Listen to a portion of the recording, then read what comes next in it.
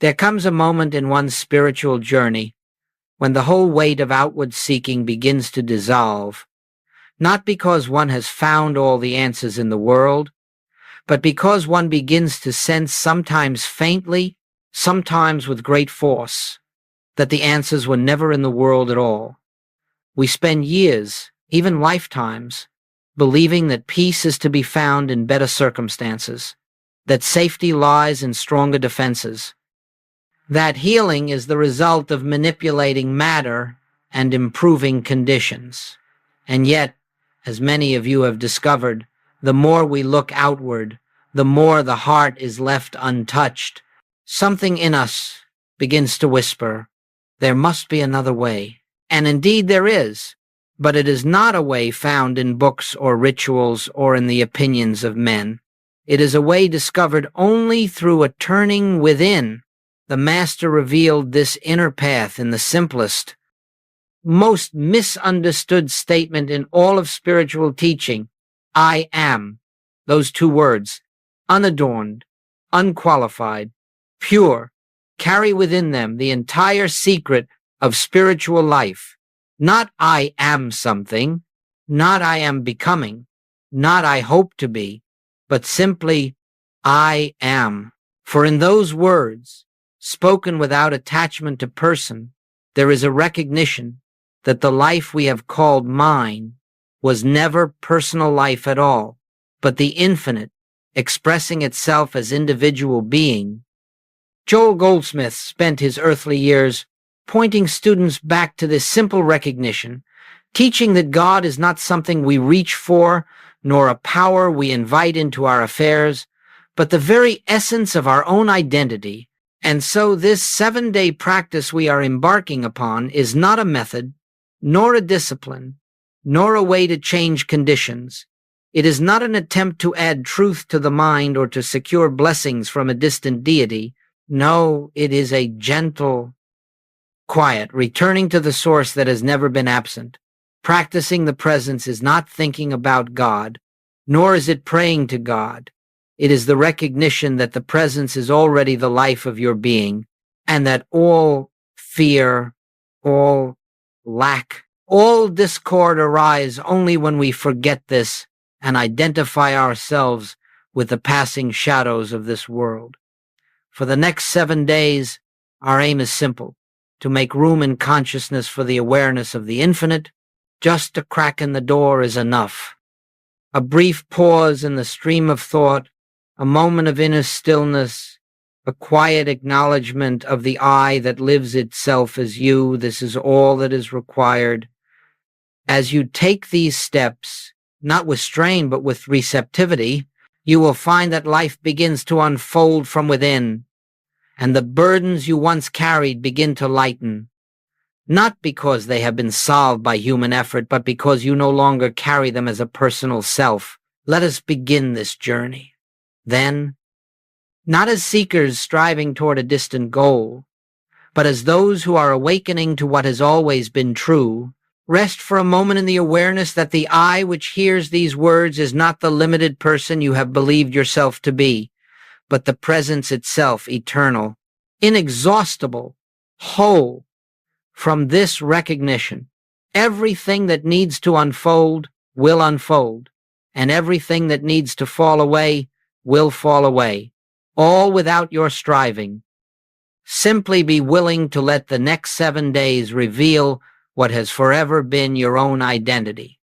It must be understood from the very beginning that truth, in and of itself, does not transform. If truth alone brought freedom, then anyone who has ever read a scripture or listened to a sermon would walk in perpetual peace. Yet we know this is not so. There are multitudes who can recite profound statements, who can argue theology, who can repeat spiritual principles, and still they suffer, still they fear, still they struggle. And the reason is simple. Truth known with the mind is not truth realized in consciousness. There is an immeasurable difference between the intellectual grasp of spiritual ideas and the living experience of the presence that those ideas point to. We are not on this path to accumulate concepts. We are not here to improve the mind's storehouse of beliefs. The mind, no matter how educated or well-informed, can never reveal God. It can never grasp infinity. It can only produce images, opinions, and memories. But the presence we seek is not of the mind. It is the very essence of being. And so, if we wish to experience God not as a theory, not as a hope, but as the living reality of our own existence, then we must allow consciousness itself to be transformed. This is why practice is necessary, not to make truth true, but to make truth alive. You may say, but I already know that God is within, or I already know that I am spiritual. Yes, you may know it. But if the slightest disturbance in the outer world can unsettle your peace, then the knowing has not yet become realization. If the news of the world can frighten you, if the actions of others can anger you, if the body's sensations can dominate your thought, then you are still living from the personal sense of self.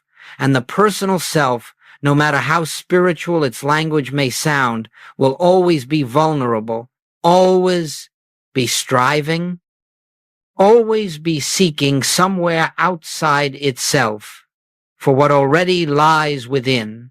Practice, therefore, is not an effort to bring God into our experience. It is the gentle dissolving of all that obscures the awareness of the presence that is already here. Practice is not an attempt to become spiritual. It is the noticing that we have mistakenly believed ourselves to be something other than spirit. Practice is not a discipline imposed upon a reluctant mind. It is the quiet, joyful turning from the noise of the world to the stillness where truth is realized. Even a moment of true recognition, a moment in which the mind falls silent and the feeling of presence rises, does more to transform consciousness than a lifetime of repeating spiritual phrases. And so we practice not through force, but through willingness, not through ritual, but through receptivity, not to change God, but to yield to God as we move through the days ahead. You will find that each practice serves a single purpose: to shift your identity from the personal I, which suffers, fears, and struggles, to the infinite I, which is the very life of God expressing as you. When this shift begins, even faintly, something changes. Fear loses its foundation. Lack begins to dissolve. Loneliness softens into presence. And you realize that you have not invited God into your life. You have awakened to the fact that God is your life. This is why we practice. Not to attain anything, but to awaken. Before we enter into the specific practices of our 7 days, we must pause for a deeper understanding of what it truly means to practice the presence. For if we misunderstand this foundation, we will reduce the most sacred opening of consciousness to a technique, a ritual, or an attempt to manipulate the outer world. And nothing could be further from the intent of these teachings. Practicing the presence does not mean affirming statements in order to make them true. It does not mean visualizing conditions until they conform to our desires. It does not mean persuading God to act on our behalf. Nor does it mean achieving a higher state of mind through willpower or concentration. All of these approaches assume that God is separate from us, that the divine must be summoned or invoked, and that we must make something happen by the activity of thought. But in spiritual truth, God is already the life of your being, and no thought can bring God closer or push God away. The presence is not something to reach for. It is what you already are. The presence is not a power to harness. It is the only power there is. The presence is not a distant deity to appease. It is the I that hears these words. When we practice the presence, We are not adding anything to ourselves. We are letting go of everything that is not ourselves. We are not trying to create harmony. We are noticing that harmony is already the nature of divine being. We are not attempting to free ourselves from fear. We are relaxing out of the false identity that fears. We are not striving to become spiritual. We are recognizing that spirit is the reality of our existence, whether we know it or not. Joel Goldsmith often reminded his students that the presence does not respond to words, thoughts, or formulas. The presence reveals itself in the silence of inner receptivity. When the personal sense of self loosens its grip and we become willing to let God be God, this willingness is the heart of practice. Not effort willingness, not strain openness, not command surrender. To practice the presence is to sit quietly, even for a few seconds, with the recognition that there is a life within you that is not dependent upon the world, a life that was never born and will never die, a life that needs no improvement, no protection, no defense, a life that is whole, complete, and utterly free, a life that is expressing as you, yet is not confined to your personality, your story, your history, or your conditions. When you turn your attention inward and become aware, even faintly, of this living presence, something shifts. The personal I, with all its fears and demands, begins to fade. And the infinite I, the Christ of your own being, begins to shine through. This is not a mystical event reserved for a few. It is the natural state of every soul. When it ceases to identify with the world's appearance and returns to the truth of its source. Therefore, as you move through these 7 days, remember, you are not practicing to make something happen. You are practicing to stop interfering with what is already happening. You are not practicing to bring God into your affairs. You are practicing to recognize that there is no place where the presence is not. You are not practicing to improve the outer life. You are practicing to awaken to the inner life that governs the outer effortlessly. This is the foundation. With this understanding, the simplest pause becomes a doorway into infinity, and the faintest recognition of I am becomes the seed of realization. Everything that follows in the coming days rests upon this sacred truth. God is the eye of your being, and practicing the presence is the remembrance of that fact. On this first day, we begin with the simplest and yet most transformative of all spiritual practices, a brief, gentle pause. Do not underestimate the power of this. It is not merely a break in activity. It is a doorway through which you step out of the hypnotism of the personal self and into the awareness of the infinite presence. And you will discover that the smallest opening in consciousness, the tiniest moment of stillness, carries more spiritual potency than hours spent thinking about truth during this day. I ask only that you pause 2 or 3 times each hour. No technique, no formula, no recitation. Simply pause. Let the breath be natural. Let the shoulders release. Let the mind do whatever it wishes to do. And then, in that moment of stillness, turn inward and gently ask, who is aware right now? Do not try to answer the question. Do not search the mind for explanation. Simply rest in the question itself. In that pause, something remarkable occurs. The personal I, the one made of memory and tension, the one that believes itself to be responsible for everything, loses its authority. It softens. It loosens. It becomes transparent. And through that opening, the deeper I, the spiritual I, begins to make itself known, not through words, not through visions, not through sensation, but through a quiet sense of presence, a stillness that was always there but rarely noticed. This pause is the beginning of liberation from the tyranny of thought. For every fear begins as a thought. Every worry begins as a thought. Every judgment, every impulse, every story you tell about yourself begins as a thought. If you can pause, even for a few seconds, and observe the mind rather than identify with it, a great truth reveals itself. You are not the mind. You are the awareness in which the mind appears. You are the presence that witnesses the coming and going of thoughts without being touched by them. Joe Goldsmith taught that the mind is not a tool for finding God. The mind is the veil that obscures God.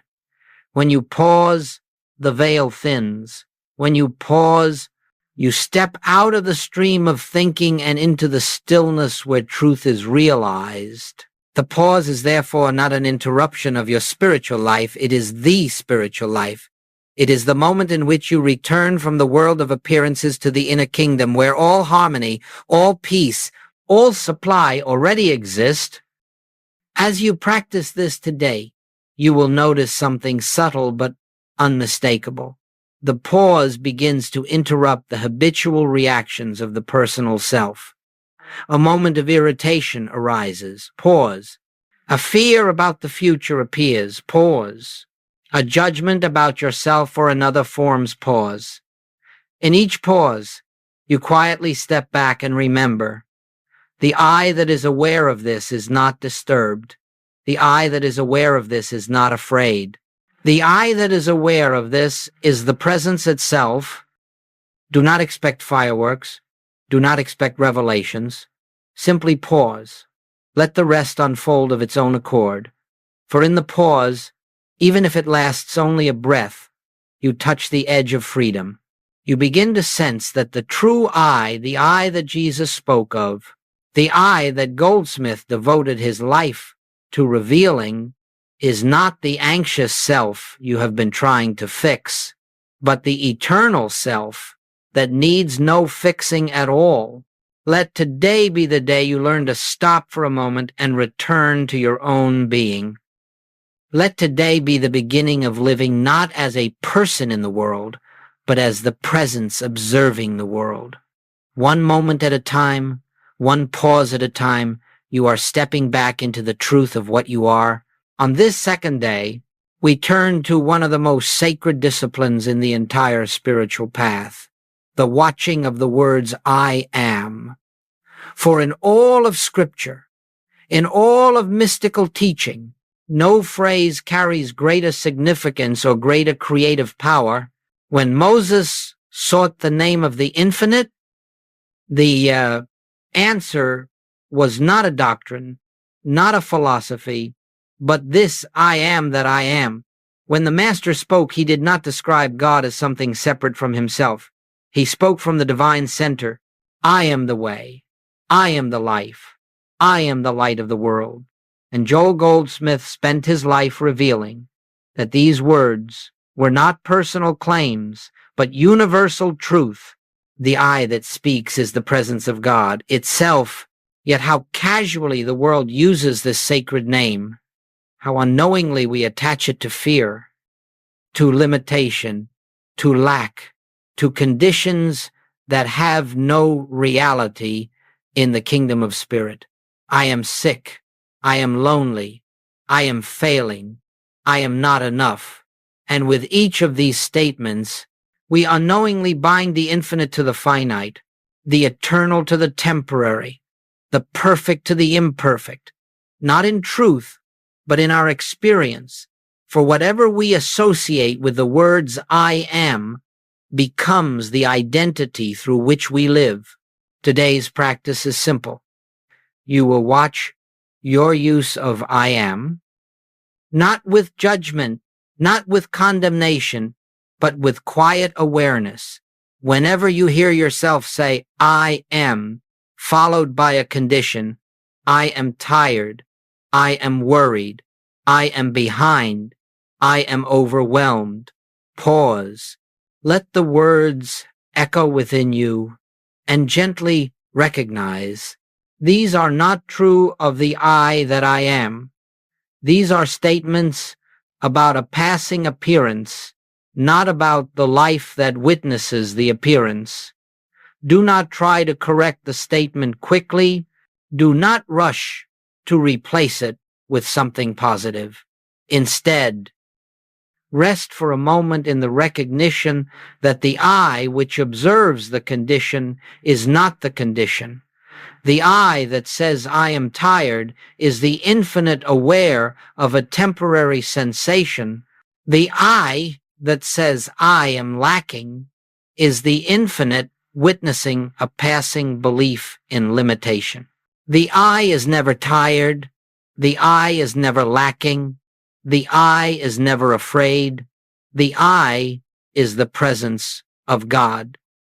As you observe this throughout the day, you will begin to see how unconsciously you have been affirming the false identity. You will notice how often you have spoken as though the body were the self, as though the emotions were the self, as though circumstances had power over the self. And each time you notice this, something quiet begins to awaken. The recognition that your true identity cannot be defined by the world's conditions. At the end of each observation, let a gentle inner correction arise, not an affirmation, not a forced statement, but a recognition. The I that I am is infinite presence. The I that I am is untouched. The I that I am is whole. Let this recognition be soft, unhurried, without strain. You are not trying to change anything. You are reclaiming the sacred name of your being. You are acknowledging that the I which watches the mind, the I which notices the emotions, is the same I that Jesus spoke from, the same I that is the life, substance, and activity of God. As you do this, slowly, quietly, your sense of identity will shift. The burden begins to lift. Not because conditions have changed, but because you are no longer identifying the infinite with the finite. You are withdrawing the power you once gave to appearances. You are standing in the truth of your being. Let this day be a day of sacred awareness. Every time you speak, I am, pause. Feel the holiness of that phrase, and let it remind you that the true I, the only I, is the presence of God expressing as your individual consciousness.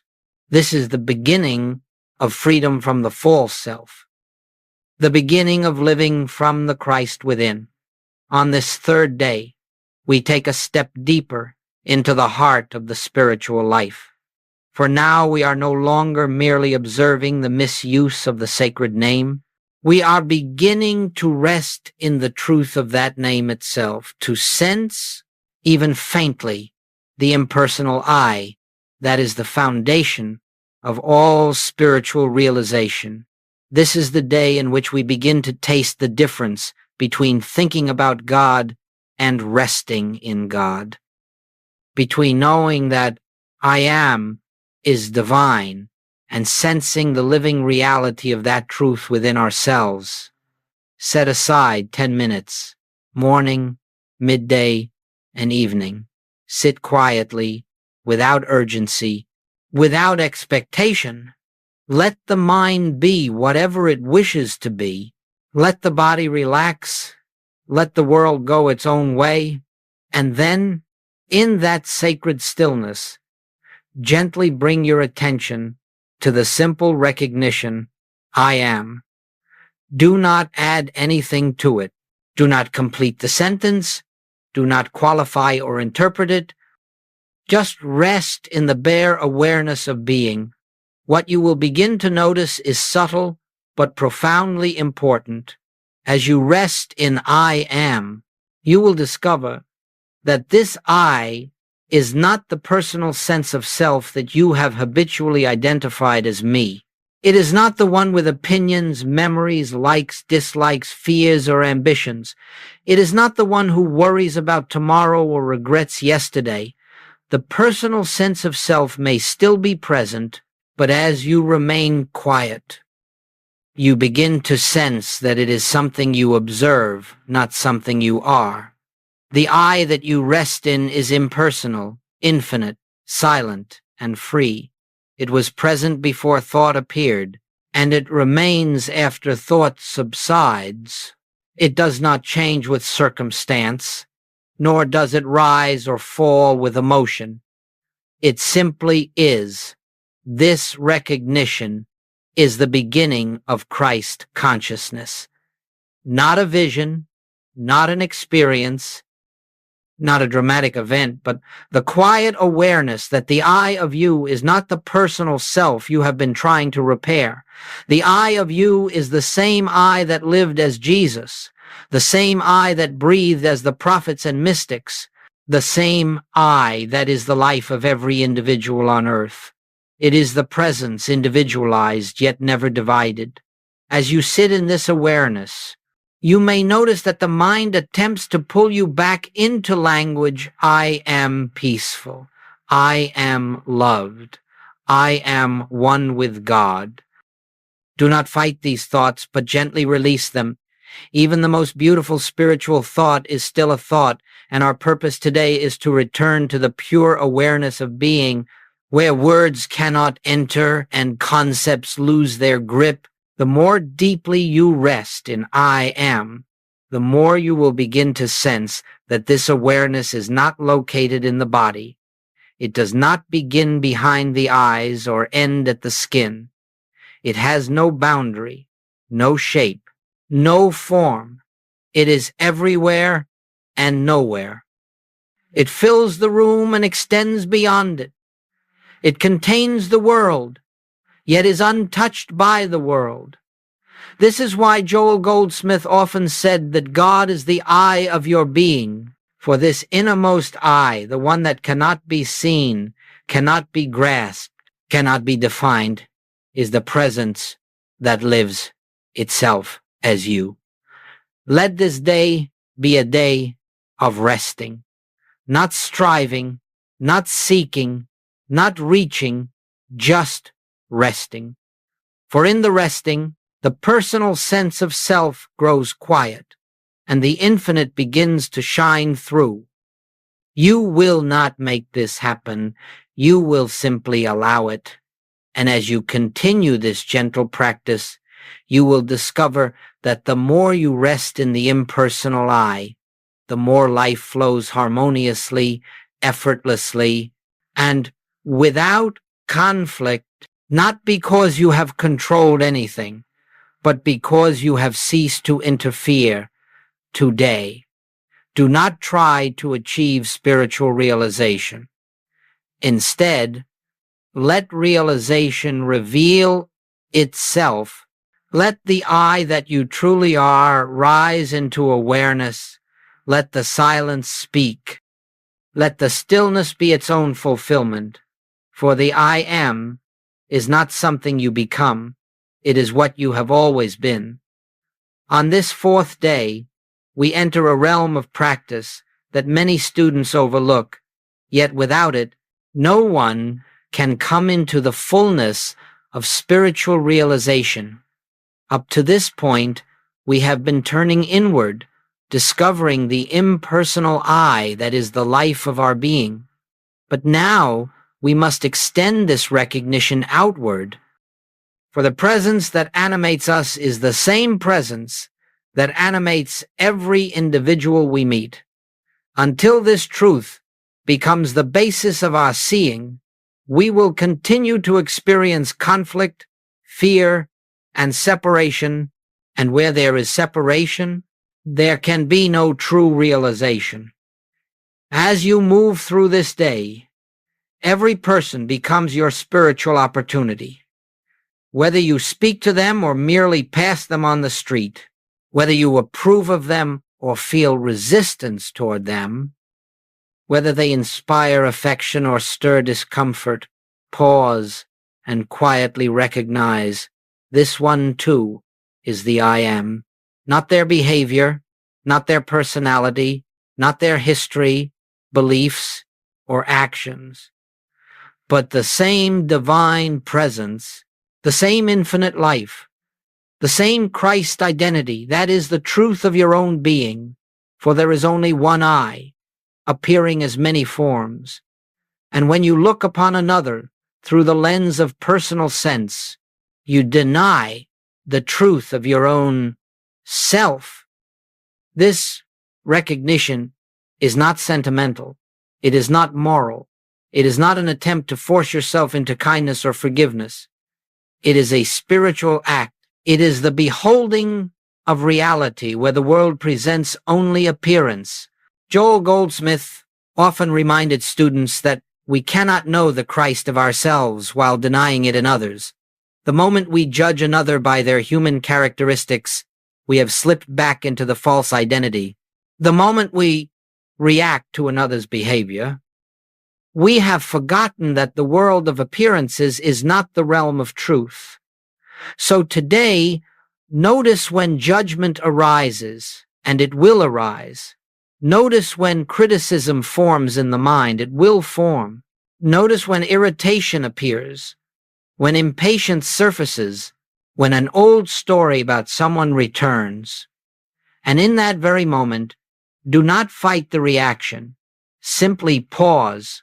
Let the reaction be exactly what it is, and then recognize this reaction belongs to the personal sense. The I that I am is not offended, and the I that they are is untouched. As this recognition deepens, you will begin to see something extraordinary.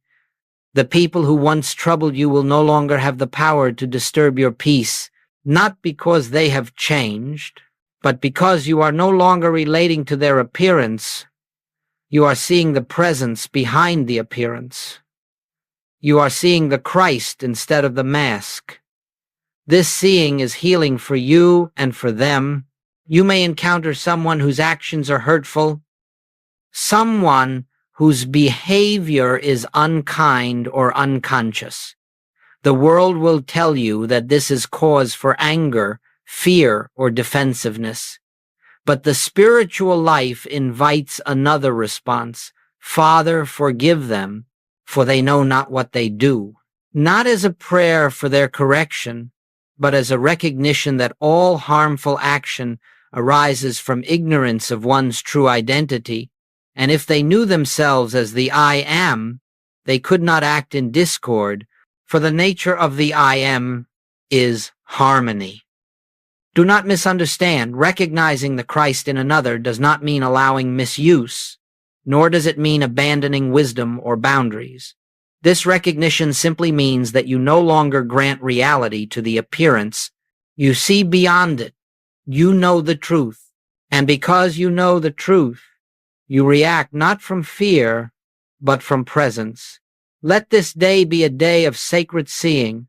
Let every face you encounter remind you of the one life expressing in infinite form.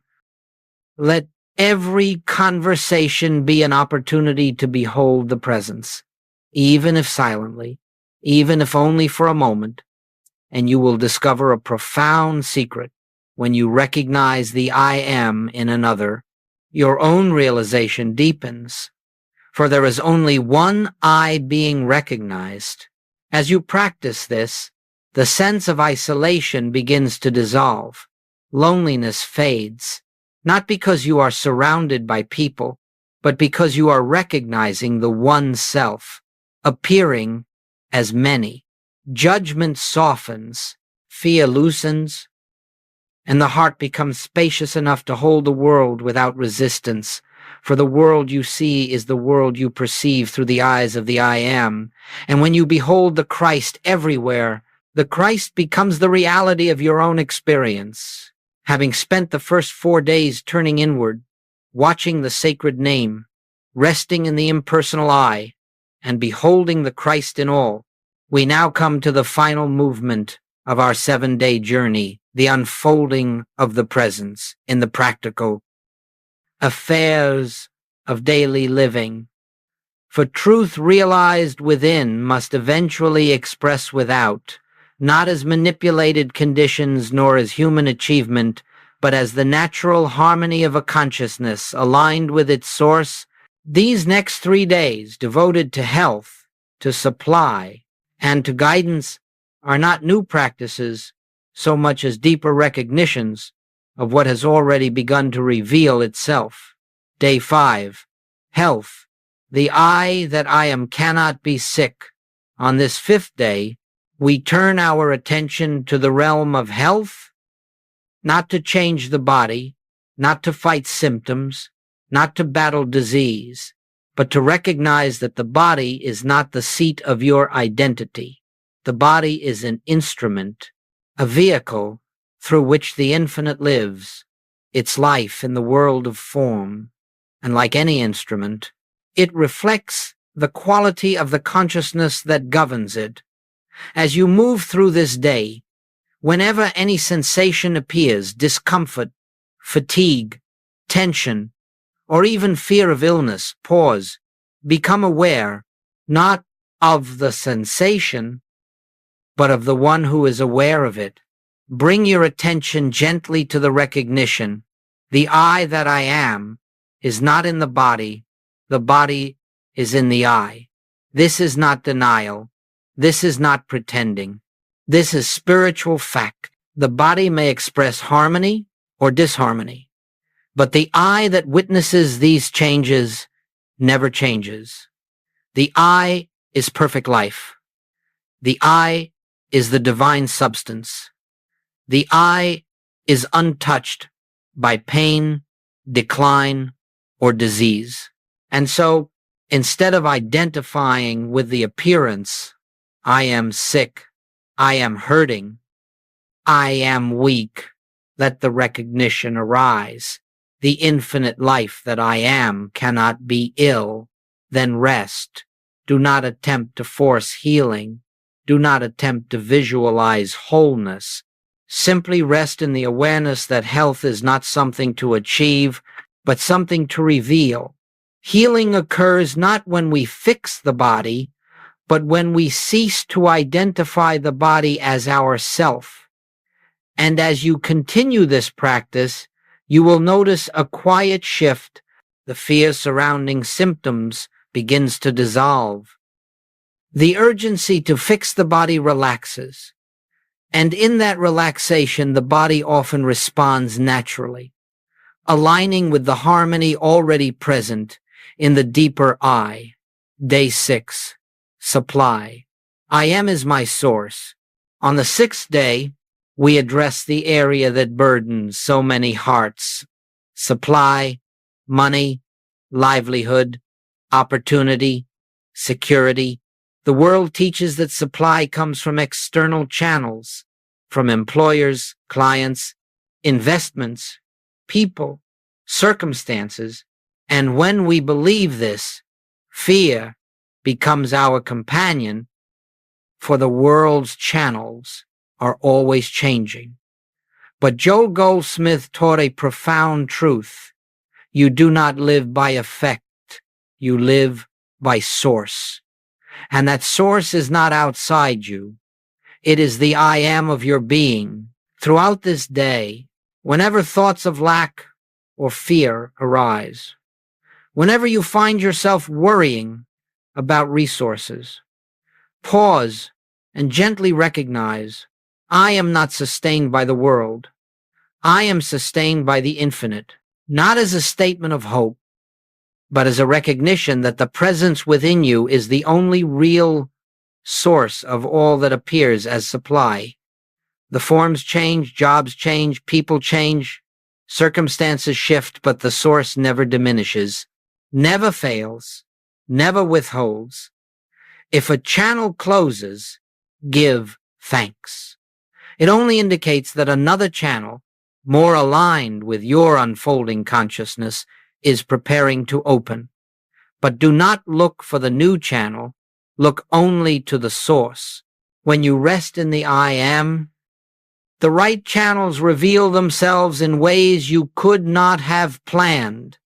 Let this day be one of inner abundance, not affirmations of abundance, but recognition that abundance is the nature of the infinite expressing itself as you. You will find that as fear loosens its grip, ideas emerge, opportunities unfold, and supply flows without the strain that accompanies personal effort. Day 7. Guidance. The presence goes before me. On the 7th day, we turn to guidance, the quiet direction of life that emerges not from mental planning, but from the wisdom of the presence itself. The personal self is always trying to decide, to choose, to predict, to control. But the I that we have been resting in these past days does not plan. It unfolds. It reveals. It goes before us today, before any action, decision, or communication. Pause. Let the mind grow still and gently acknowledge, the presence goes before me to make the way straight. This is not a request for guidance. We do not ask the infinite to do what it is already doing. This is a recognition that guidance is as natural as breathing, as effortless as the rising of the sun. It is the function of the I to reveal the next step, the next word, the next movement. You will notice that as you cultivate this awareness, decisions become easier. Confusion begins to dissolve. The sense of having to figure things out diminishes. You find yourself moving with an ease that does not come from effort, but from trust. And in time, you will discover that the presence that goes before you also remains behind you, beside you, and within you, for it is your very self. This 7th day completes the movement that began when you first paused. In the pause, you stepped out of the personal sense of self. In the resting, you touched the infinite. In seeing others as I am, you dissolved separation. In health, supply, and guidance, you discovered that the presence governs all. Now everything that unfolds is no longer lived by me, but by I am. As we bring these 7 days to a close, let us pause once more, not to end something, but to acknowledge that a new beginning is quietly unfolding within you. For the 7 practices we have taken together were never meant to be isolated exercises, performed for a time and then set aside.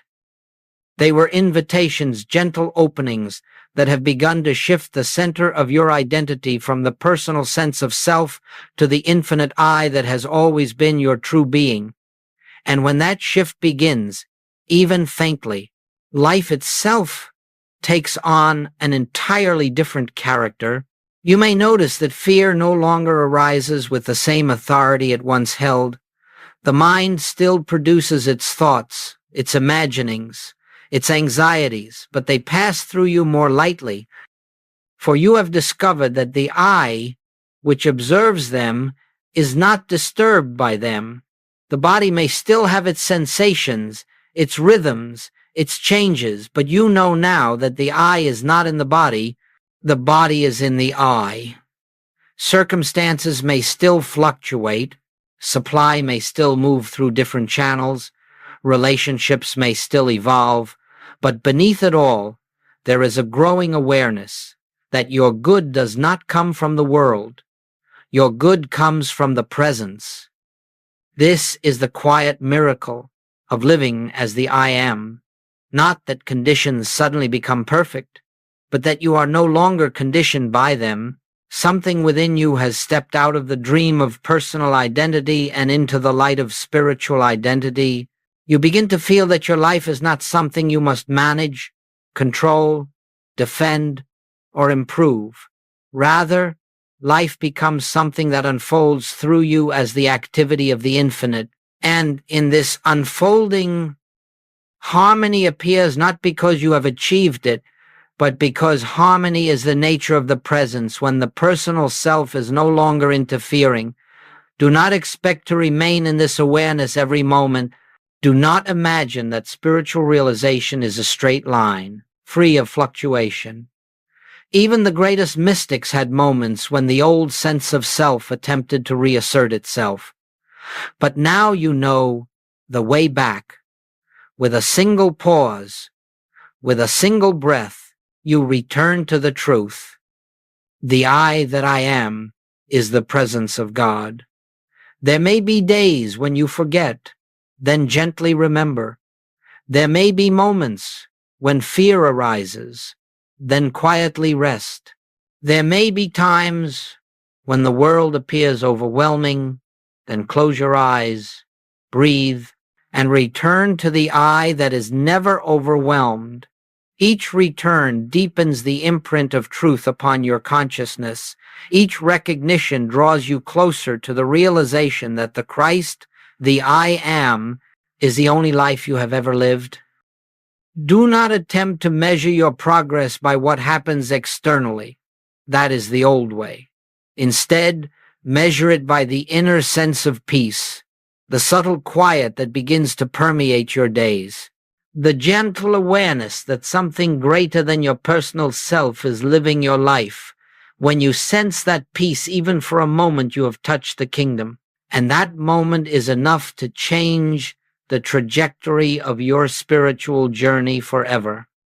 Let these 7 days be the foundation for a new way of living, not striving, not seeking, not reaching outward for what already lies within, but resting in the truth that the I which hears these words is the I that Jesus declared to be the life, the light, the way, the I that is whole, the I that is supplied, the I that is guided, the I that is free. As you go forward, may each breath remind you, I am, not as a concept, not as an affirmation, but as the living presence that governs, sustains, and expresses as your very being. And in this recognition, let your life unfold quietly, naturally, effortlessly, as the activity of the infinite expressing through you